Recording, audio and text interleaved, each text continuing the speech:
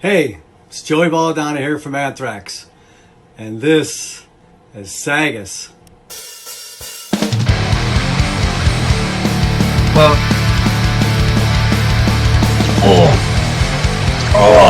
look, this is a big one. I didn't break out and join the podcast today. It is now time for Devil's Advocate. Same time, same place, awesome. What's going on, everybody? This is Corbin, the Serpent Tongue Skipwith. And this is Ran, the Berserker Marabou. And this is... Sagas. Strongbone.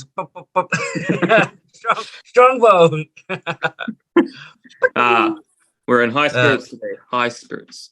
A lot of good things have been happening this week, and it's just good to have the regular, the regular thing we do every week, so that's good. Sagas. May as well start with our thank you, John, for forcing this on to us every week. I'm kidding. Morgrot. I'm going to keep it here because it doesn't work. Morgrot is the magazine by John Sorrell, where it features reviews, interviews, and artwork by a lot of different people, front and back. It also has a lot of cool extras, like a CD compilation for all the albums he's talking about, mostly written by me. Not to brag, but and also a thing I think he's still doing called Serial Killer Cards, where I guess it's for a new game coming out soon, but you collect the card that has the stats, the name, the year, and everything. I got Charles Manson last time, so that's just if you're into that kind of thing, it's pretty cool. Actually, I was joking around with him the other day because for his Goth edition that he wants to start, he was thinking of having the card as GGL, and I said to him, I'm like, all right, that sounds good and all, but make sure mine doesn't come with fresh shit stains. Inside joke, if you know who GGL is. Yeah. So anyway, that aside, it's a really cool thing to go invest in. Like I said, he does written interviews. He gets a bunch of people like me to do the reviews and cool artwork and everything. So go check it out. His latest issue should be done by the end of the month. This month, hopefully. We have our boy Josh Freeman being the main event of the that issue. I reached out. I said, "You gotta listen to this guy." He agreed. So we made it happen. Go check it out. Obviously, as always, the link will be above, or what to type in to go get it. And yeah, go get it today. It's definitely going to be worth it. That's right. So last week we talked about the winery dogs, and I actually had a fun time editing that because I didn't want to just write 3 in the title because there's so many albums that called Led Zeppelin 3, so it's like I didn't want to confuse anyone, so I always had to write Winery Dogs 3. So anyway, great album, great fun to talk about, and obviously Ren got a chance to fanboy out, which I swear you've done like 4 or 5 times since starting Sagas. But it's always easy in those fanboy moments because I can just sit there, sleep, and he won't know the difference. I'll just be like, and you're just talking and fucking going shit. So it's good. It's easy episodes for me.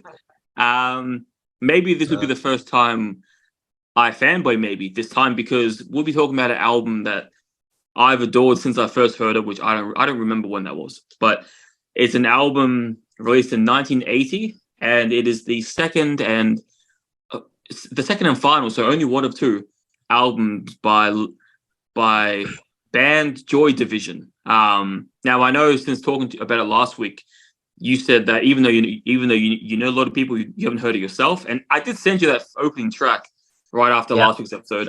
So I am super keen to hear your thoughts on this. So take the floor. Yeah, right. Well, I mean, Joy Division are so famous or infamous for all the controversy and the stuff around the band.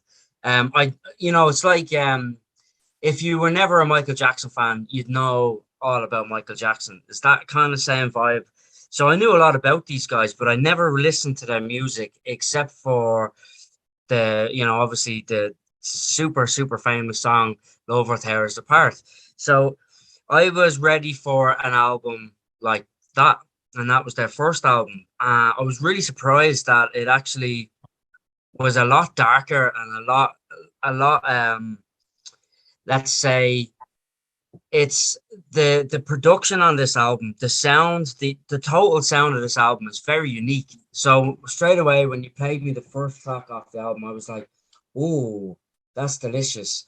That's like really interesting tonally, really, really interesting sounds." Let me just get the title track, or not the title track, the name of that track. Atrocity Exhibition. That's the one. Yeah, I knew it was a big long title. I couldn't remember, but that was a really interesting track, and I wasn't expecting it to be so almost proggy, you know. But no, it was killer, man. I actually really enjoyed this album. I didn't think I would as much as I did. And obviously there's so much history behind the band. I saw a movie called Control, about it's a biopic, and you got to learn a lot about Ian Curtis as a man behind the music, which was really heavy content. Like, but he was an absolute genius as well. So yeah, no, it was cool. I really enjoyed it. First lessons, I was brought in happily. Nice. So much about on my end, there's so much to talk about this album. First of all, I find it really funny that for those who don't know Joy Division, or at least this album, because I know both albums sound very different, and that's what divides the internet.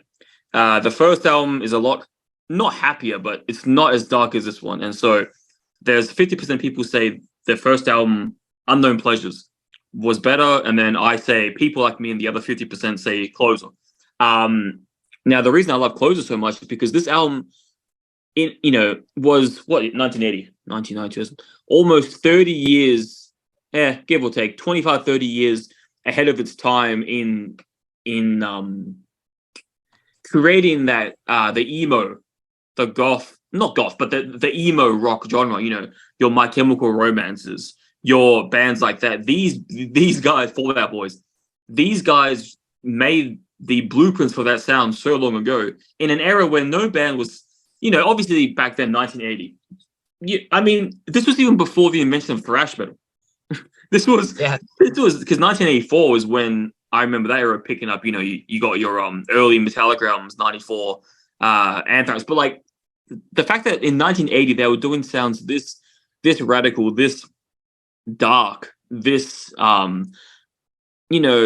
depressing, and a depressing vibe in a way, I think is really genius, because especially to push this far, back in that day, it just would have sounded like nothing else. And it's like, the reviews speak for themselves. It was highly critiqued, but like I can't imagine if you're an everyday guy, turning on your car radio and like hearing dark music like this, like how would they have reacted it back then? It makes me curious. And one thing I find super ironic, considering how dark and morbid this album feels, the band's name is Joy Division. It's just like, that's a bit ironic. But then I guess their first album wasn't dark, so it made sense then. But for this, it's like one of the blueprints for emo music, and they call it Joy Division, which is hilarious. But the one other thing I want to say before I pass the time is, even though this album is dark in nature, its presence is kind of I don't understand, like just very heavy and just very an early representation of what emo would come to be, because today it's very easy to differentiate emo rock to rock. If you listen to a band, for example, like Winery Dogs, and then you listen to a band like Him, you can tell the difference in the feel of the album. Both excellent bands, but it's just like you can tell when a band has that darker edge. You can tell when a band has that sadder or darker vibe to them, and this is the same way. But what's interesting is throughout the 9 tracks, you can just there's so many different musical elements, from fucking prog elements. You have like almost surfer rock. The guitar is almost surfer rock in some songs. You have heavy like orchestral type, and you got ambient. You got some punk elements. They somehow made a cohesive emo ride, but using so many various elements, which I thought was just absolutely amazing. Yeah, like the idea of the album, they do you know what I found really interesting? I heard this years ago, that the boys never listened to the lyrics that Ian was singing or writing. and it was because they didn't want to get involved or intrude in on his creative flow or whatever, like, and if they had listened to him, they might have heard the cries for help that he might have needed later on in his tragic demise. But the album itself, musically, James Martin Harnett, the engineer from Factory Records, what a genius! I mean, what a man to work on this album. He's one of those guys that you just lock him in a room with his desk, and he'll come out. You could throw anything at him, and he'll recreate it and turn it into some other direction of art piece that you threw at him. He's worked with, obviously, New Order, the band that came after Joy Division, John Cooper Clarke and the Happy Mondays and all these kind of bands that have this really unusual sound. But yeah, when I realized that he'd worked on that album, I was like, all right, this makes sense why the bass has such an unusual sound, why there's this really eerie effect on the vocals and the guitar. It's funny you say surfer because there is that twang. There's this twang off the guitar. But he just turned this album into something special, and he got ridiculed like fuck for because it was different at the time. A lot of people were like, what the hell? But he has a really distinctive production style that I think people started to recognize big time during when this album was released. But unfortunately, Ian didn't get to experience this album's rise to fame, if you will, because he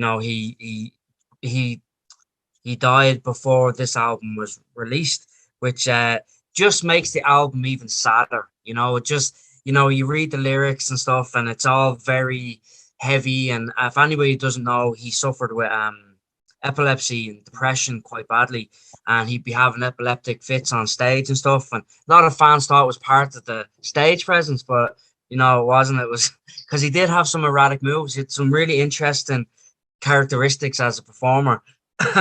But yeah, it just makes the album even heavier. And the artwork itself has a depiction of like a tomb, right? And that was made before he died, so they couldn't pull it. It had already gone into production. They couldn't pull that out, and then they decided to just keep it anyway. But yeah, it's just a real haunting listen with so much despair in it, and it's when the backstory, man, I ain't getting goosebumps even just talking about it. When you think about the story and how it all played out, it's like, oh man. So this album itself is bigger than just a record. There's so much behind. It's like a movie. It's it's just but it's the album that went on to inspire so many great bands. Like you mentioned a few, Interpol were another one, who vocally you can hear the Ian style voice in Interpol. The Cure, obviously, U2. Even think about U2, like as big as they are and as long as they've been going, this band inspired them. And even as far as inadvertently, they inspired something that I did in my career as well, because their first ever show in London was in a place called Hope and Anchor, in Islington, I think, or somewhere near Islington, the Hope and Anchor. And then U2, their first show in London was the Hope and Anchor, and that was because they wanted to play where Joy Division played. And then years and years and years later, my first show in London was in the Hope and Anchor, because I was like, oh, it's U2's first place. They played in London. So inadvertently, they inspired me to play in the Hope and Anchor in London. It's really interesting. Like, fucking hell. Yeah, see, this is one of those albums. It's like, it is an amazing, and actually, literally, if you look at the the professional ratings, All Music 5 out of 5, Chris Digger's Record Guide A-, Encyclopedia of Popular Music 5, NME 10 out of 10, Pitchfork 10 out of 10, Q 5 stars, Rolling Stones 5 stars, Select 5 stars, Spine Alternative 10 out of 10, and Uncut 5 out of 5. So it's just like, this album obviously did perfect, but it's one of those albums where it's obviously a critical masterpiece, but at the same time, you don't really feel good listening to it. You feel No. it like chains down your emotions, and that's interesting because the first track we talked about, Atrocity Exhibition, that groove, the dun dun dun dun dun dun dun dun dun dun dun, like I could have that play. I could have that instrumental playing for 10 hours, and I would never get sick of it. Like just have it on one, dun, dun, dun, dun, Yeah. dun, dun, dun. And then you have Ian Curtis's haunting vocals. Dun, dun, dun, dun, come inside. Dun. Oh, it's just like, even for such a groovy song that is, it still keeps you grounded to like because you can't have a good time listening to this album in a sense because it's just so dark. And I remember just every time I listen to this album, you just they nailed down exactly like what they were looking for. They nailed down that depressing, haunting aura, and to do it in 1980 nonetheless must have been crazy. Because it's like people must have listened to this band like, what the fuck is wrong with these boys? Which I mean, unfortunately, Ian Curtis, there was something up with him, but it's just like, and yeah, exactly, like it kind of, this album kind of gives me the same kind of chills as the David Bowie Black Star album, in the sense of like right after he died, like he was almost predicting his own death, and the album cover, which is so haunting, the tomb, and it has this like surreal, almost like a museum painting kind of vibe to it, and so it's really crazy. Because everything about like it's interesting to me. This is one of those albums where it feels seamless. I'll be listening to it, and then I'll take my eyes off my phone for 1 second. I'll check back, and I'm already on like track 5, and I'm like, what the fuck? Like it's kind of one of those. But yeah, no, this whole album is just because you have a few long cuts, but in the long cuts, the 6 minute, 10, 6:06, they use it to their advantage and make it as dramatic, as heavy as possible. And like I said yesterday, it would be very hard. Last week, that would be hard for me to pick a bad track out of the slot, because it's just like it's an experience. It doesn't feel like an album to me, but more like, well, as harsh as this would sound to say, like this album is literally the cries of Ian Curtis. And it's all well and good that I got all these critical, and I'm glad that obviously this album's out. I love it, but as you said, like if the boys did listen to the lyrics, like what would they think? And it's one of those it's actually a really interesting thing, because for example, and this is going completely off topic by going to a whole different genre, but there's a rapper called Danny Brown, one of my favorites, and he released an album, his third album, and he named it Atrocity Exhibition after, well, I don't know if it's after them, but I do know that Ian Curtis was a big influence on his career. Anyway, during the whole recording process, he was on drugs, he was fucked up drinking on drugs, and he said that once the album was finished making, he woke up with no recollection of making the album. Wow. So he made a whole album without even knowing it. And because of that, he didn't pay for any of the sampling.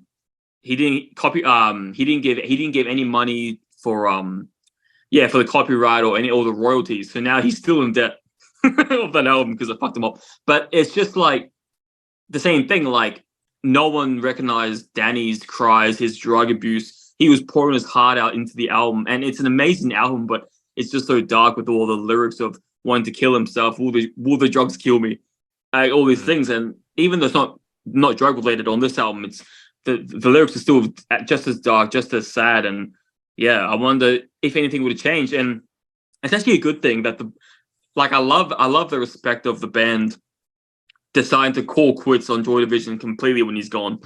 Like, how some bands will be like, oh, we can still make another. Like, they're just like, nah, fuck it, it's over. And they even with 2 albums, the legacy that Joy Division had is bigger than most bands, with just 2. So, I mean, I guess, they hit, well, to me, they hit their magnum opus after this Closer, and ironically, it's called Closer.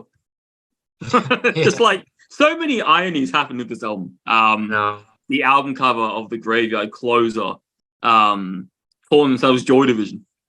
It's just a lot of ironies, but all these ironies make for a fantastic record. Yeah, it's crazy when you think where the band started at like a Sex Pistols concert. They all just went to see them, and then that night they formed the band. and they were like, right, we're gonna make a punk band, and they ended up they called themselves Warsaw, and they were playing all this like, you know, more like Buzzcocks, Sex Pistols inspired, like, and you can hear even on this album, you can hear the, you know, there's a lot of ambience, and it's like, you know, the ambient post punk, I like to call them, or goth punk or something. They have this, you know, this more broader sound, but it is essentially, when it's stripped back, it's just old school punk, like, you know, the origins of punk. And you know, it's just really interesting how, like I said, it was in the studio how James Martin had worked on the album and made it so grand and so, you know, iconic. That iconic sound that we hear, that's like, yeah, that's Joy Division, you know. And to think that it came from the grassroots of like straight up punk, I think it's absolutely killer. Like, I don't know, like, I think it's just, it's a sad album in the sense that, you know, when you look at everything that happened around the album, but you know, isolation. You know, when you hear that song, and he's like, he's happy in isolation. You know, he doesn't want to. But I don't know. Like, that was definitely a song I was like, oh, this could be one of my favorites, man. You know, because the bass line. I mean, I can't get enough of the bass lines that what's Peter Hook. Peter Hook's bass lines are just unreal. Like, the cool thing, it's not just the sound, it's the way he's playing it, and it's this inventive style that he came up with. Like, let me see, right? Here's my bass. Predominantly, people focus on the top strings, but for him, it was, he wanted to play all the higher notes because you can hear it a lot clearer. Because when they started off first as Warsaw, he had such a shit bass amp, he couldn't hear himself. So he was like, how do I get myself heard? I'm gonna play these higher notes, and then that'll cut through the mix more. And then it just became his iconic sound, and he started playing with the more melodies, and you can hear a lot of songs where he'd lock in and play the Ian's melodies on the bass, and it just gave this whole other thing. And then they used the synths to make the bass instead, and like, he continued this on to New Order, and he has this style where he uses like, obviously he uses chords and stuff, but he also has like a doubler effect on a single string. So he's playing single string, but it's got a doubler effect, and it's just this really iconic, just unique sound to him, and it's just amazing. And like, Brendan Summers' guitar as well, like, that was just another one of those really crucial pieces. But who gets overlooked a lot is Stephen Morris. His drums, he's like underrated big time. I think he has so much more. He deserves so much more credit for what he brought to this band. In the recordings, they wanted this ambient sound where this garage band sound drums, so it makes it a bit thinner sounding, but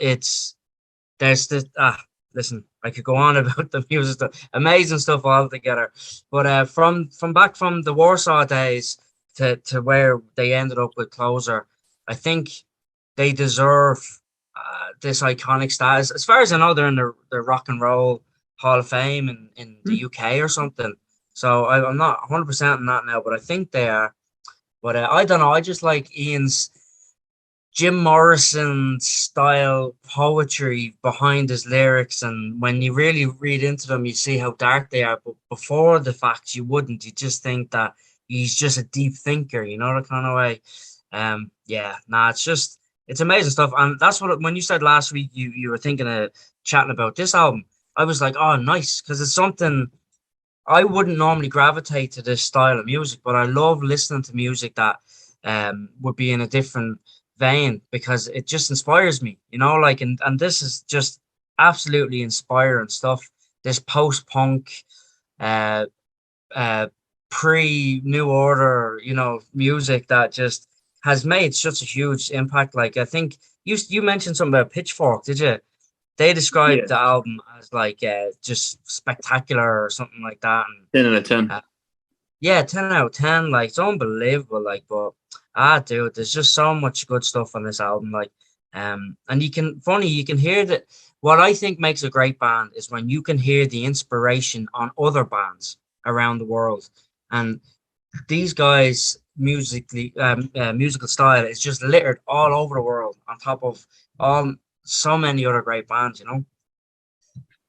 Yeah, it is. Yeah, I just love like there's so many different elements as I mentioned in this album, and then for them to just be like, nah, fuck it, we're keeping it depressing. Like not Yeah. once do you listen to the other. Like there's even some synth pop chords in there, like synth guitars. Yeah. Like even then, it doesn't sound happy. It just sounds like how the hell did they pull off a depressing synth? This is ridiculous. But I still can't. You know, as you were saying, listening to this music inspires you. I can't wait for the next compilation, the Marabou's, the Suicidal Edition, the emo edition. Yeah. Should be funny.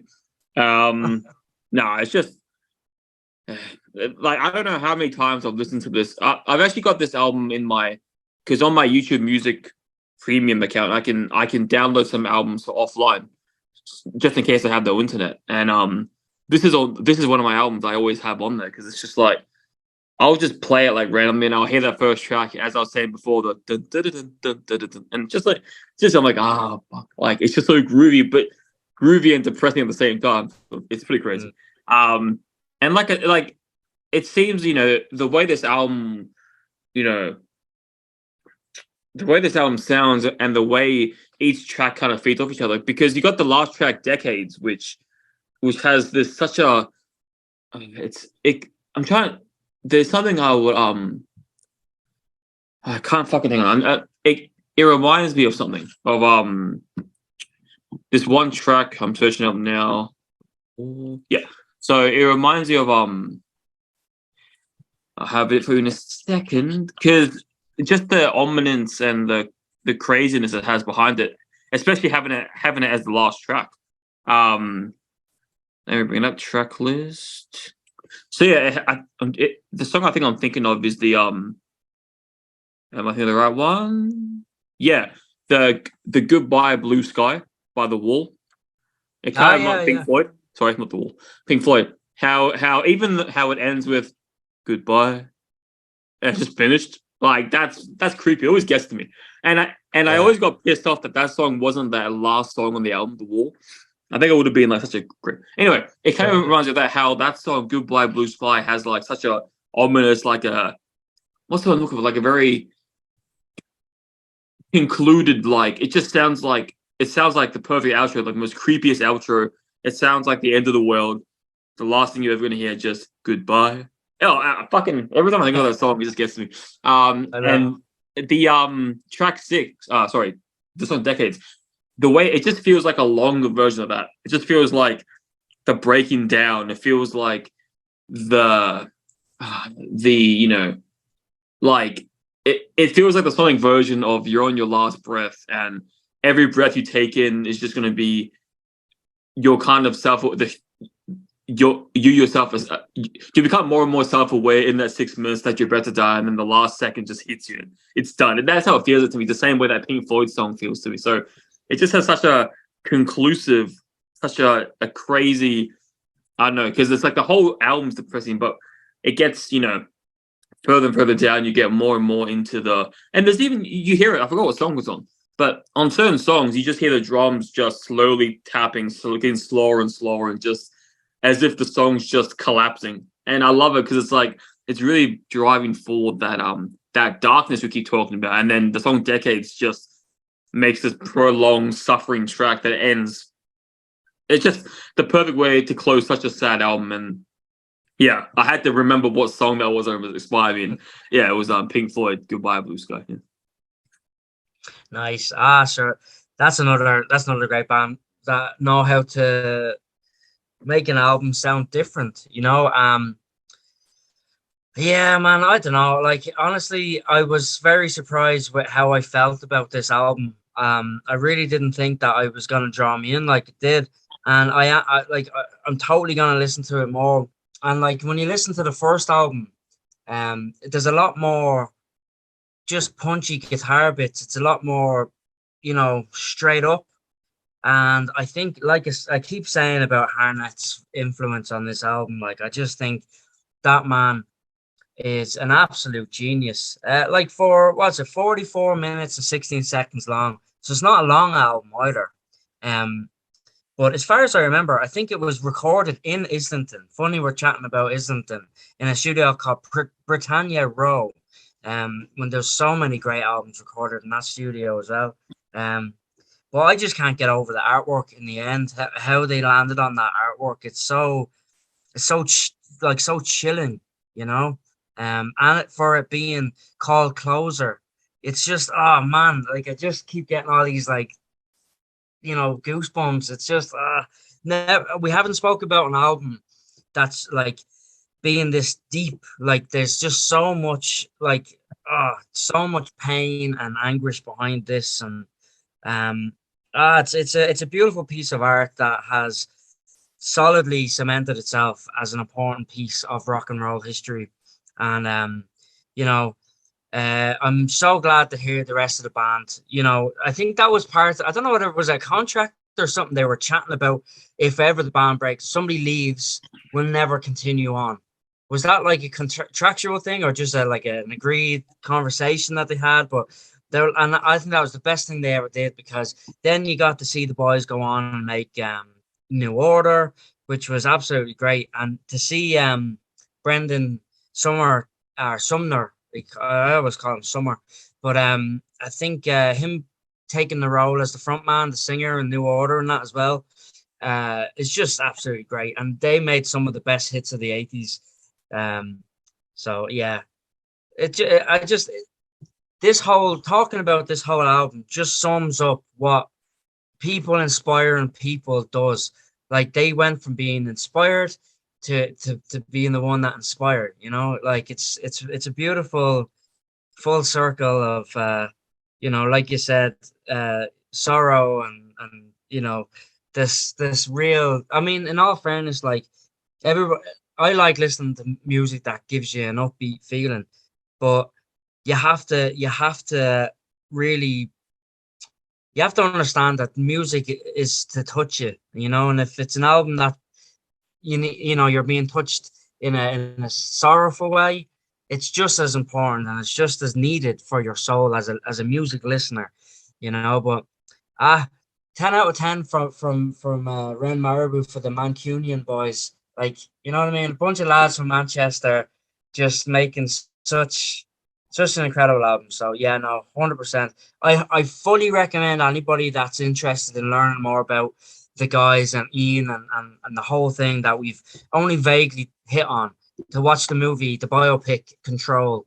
It's excellent. Like it's gives you it's like a biopic that doesn't put anybody on a pedestal, it's like really raw and gritty, so I think it's very much worth a watch. It's before we go into Devil's our sponsors and stuff, like it kind of sucks because like now all I want to do is just end this podcast with the song, but that Pink Floyd song. I know I'll get copyrighted. Fuck. Like I'm just thinking about how sick that'll be. Goodbye, and end. That'll be haunting. But one day talk about that album. Actually, that's gonna be a hard band to cover when we do, because they have so many albums, so many amazing albums. The album Animal is very underrated. Yes. But anyway, back to the sponsorship part. Did you want to start?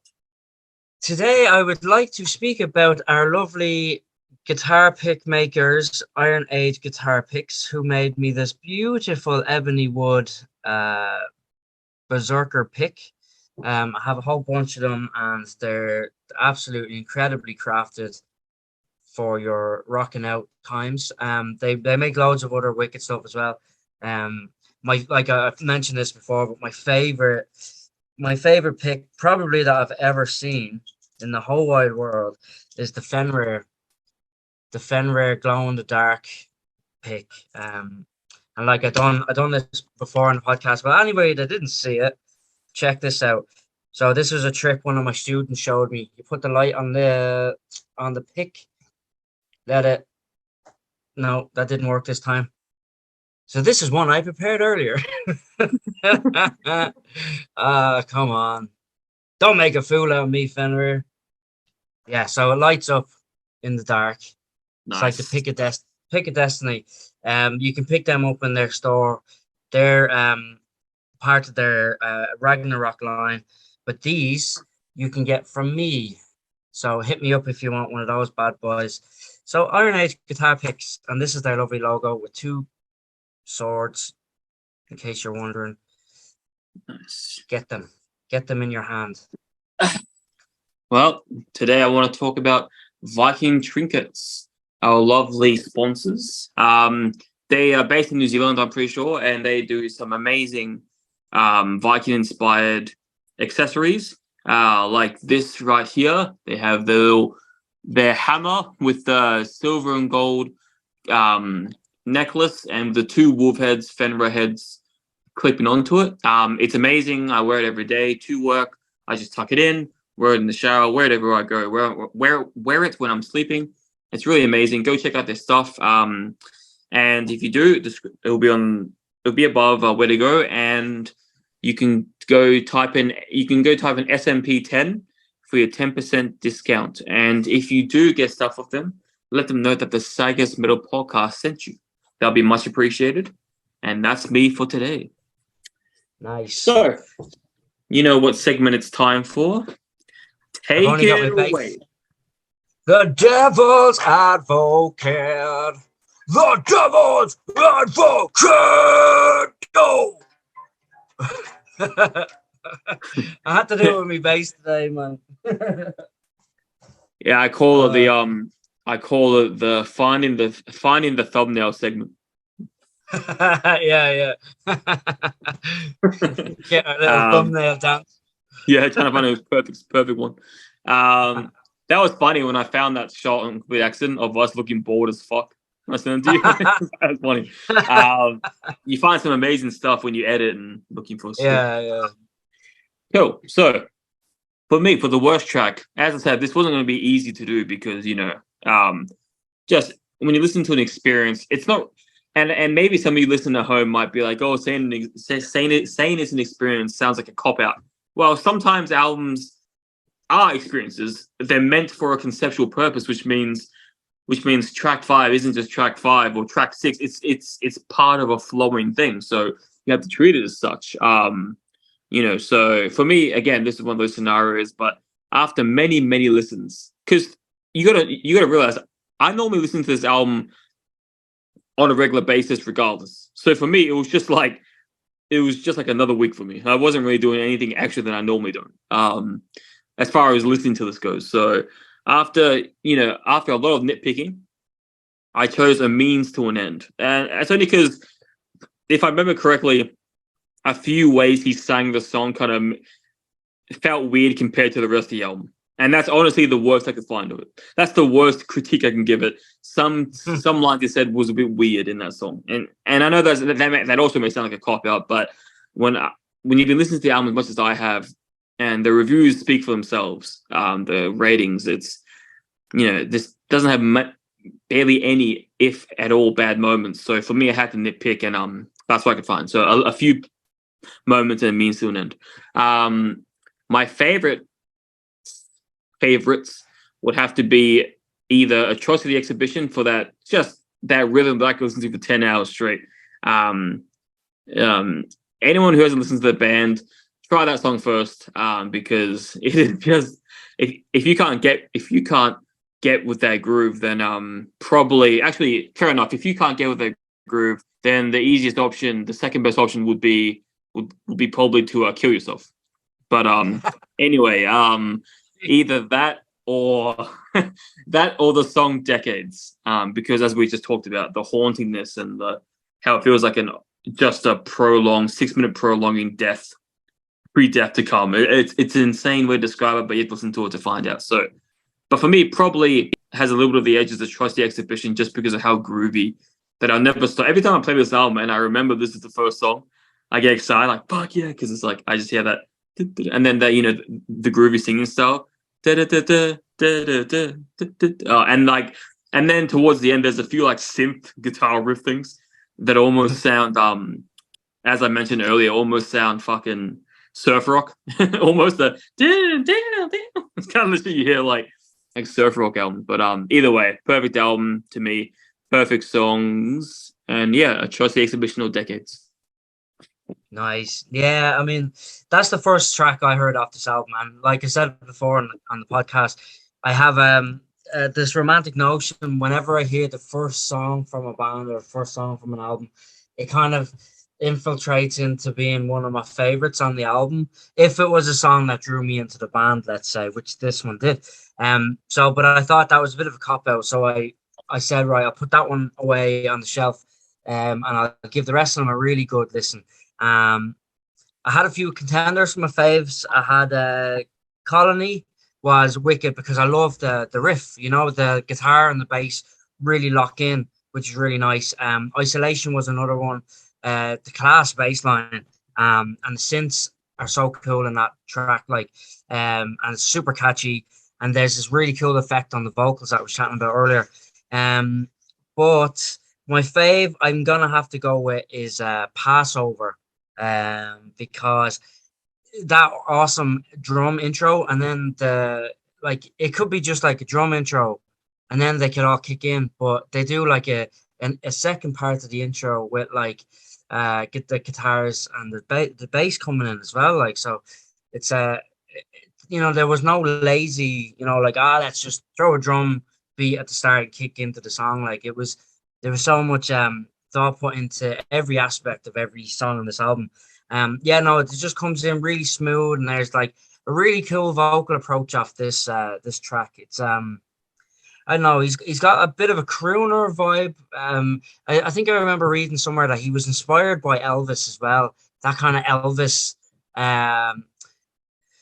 or I don't know, I get like a Frank Sinatra vibe off him sometimes. Well, that kind of smooth crooner, but it's weird because he sings flat quite a lot, and usually that's something I pick up on and I critique, or I'd have maybe some less favorable things to say about that.